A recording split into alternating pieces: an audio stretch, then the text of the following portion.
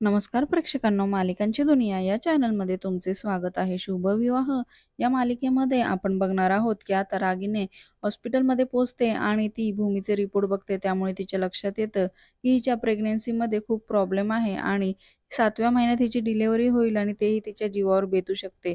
त्यानंतर मात्र निलंबरी आणि पौर्णिमा समोर ती बोलू लागते की आता आपण काहीच करायची गरज नाही, पण हिचं गुपित असंच राहू द्यायचं.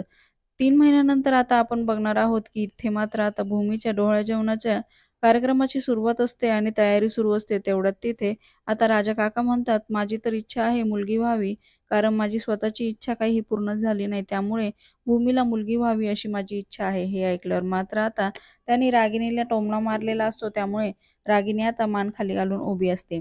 येणाऱ्या भागात आपण बघणार आहोत की आता भूमीचं डोहाळे जेवण असतं.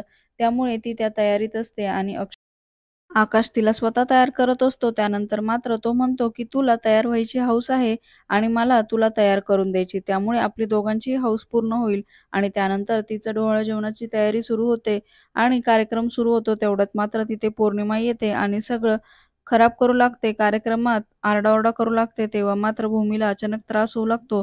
तर आता मात्र आकाश जोरातच पौर्णिमाच्या अंगावर ओरडतो, "बस कर पौर्णिमा, नाटकं तुझी थांबव." आणि त्यामुळे आता पौर्णिमा घाबरते आणि शांत होते. इकडे मात्र भूमीला प्रचंड त्रास होतो. मालिकेच्या अशाच नवनवीन भागांसाठी चॅनलला नक्की